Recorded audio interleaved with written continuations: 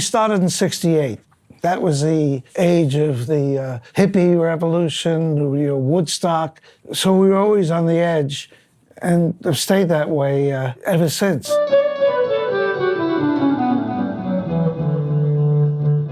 Electro-Harmonix has a long, rich history in design. The products that they've created are some of the best-known products in the industry, and they have a legacy of their own.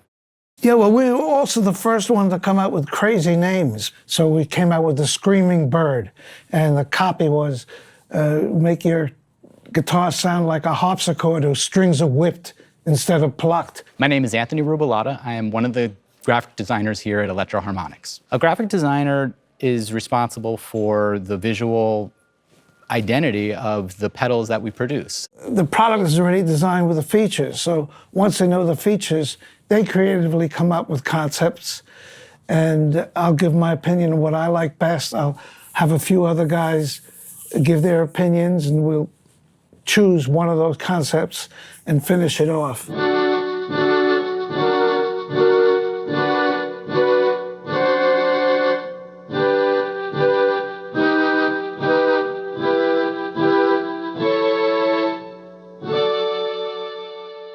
What happened with the 9 series is I wanted to come out with something that sounded like an organ. What we know as the 9 series started with the B9 organ machine.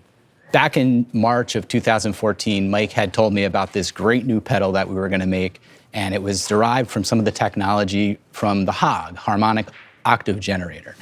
It was a very specialized form of that technology, which was going to emulate the sounds of a Hammond B3 organ. And after that, I thought, geez, that's good, and there's even some more organ sounds. So we then did some more. We have the B9, the C9, the Key 9, the Mel 9, and then finally the Synth 9. And the family of 9s is growing. We wanted to make sure to always use one common graphic element, and that was the 9 itself. The 9 relates to the 9 preset sounds that each of these pedals comes equipped with. The representation of the different instruments is also very important. We need people to see that one is a certain type of organ and the other is a mellotron. You got to find the right tone. It's very much like a guitarist would try to find his tone with sound. You're trying to find a visual tone. I definitely look at photographs of the instruments that we are going to be emulating or try to get and see one if possible. But I also like to listen to the music because when I hear the tones that they create, it kind of translates for me in a more natural visual way.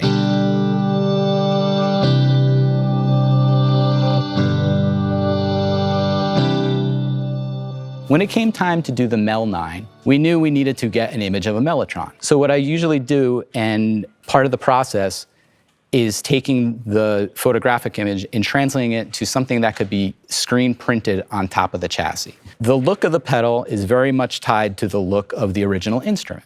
We have the white background and the silver. We had tried a couple of different names before we settled on Mel 9, including Mellow 9 tape keyboard machine, the M9 emulation machine, the Mel 9 emulation machine, and then finally what we settled on, which was the Mel 9 tape replay machine. At that point, it was just about fine-tuning to find the right tone.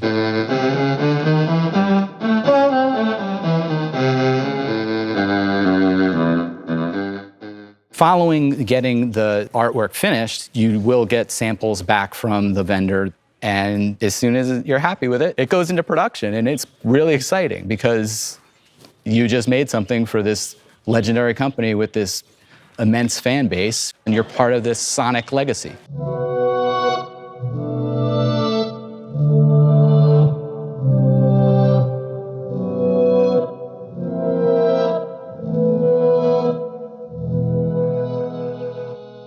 Typically, we build a month to a month and a half on a particular production run. So we'll have production assembling the PC board into the chassis. That's the first step on any of the product.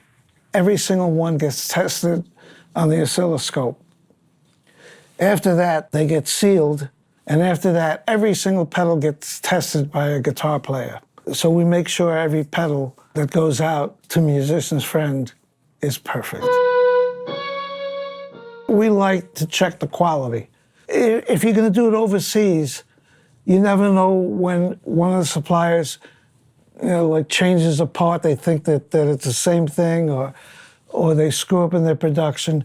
And unless you have a big, total American team over there, it's too risky. I like to be able to do it here.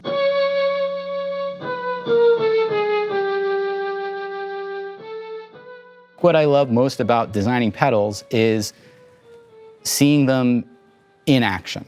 It's great to hear about all the big stars who have used our gear, but it doesn't beat going to a show and looking over and peeking at somebody's pedal board and seeing something you made up there.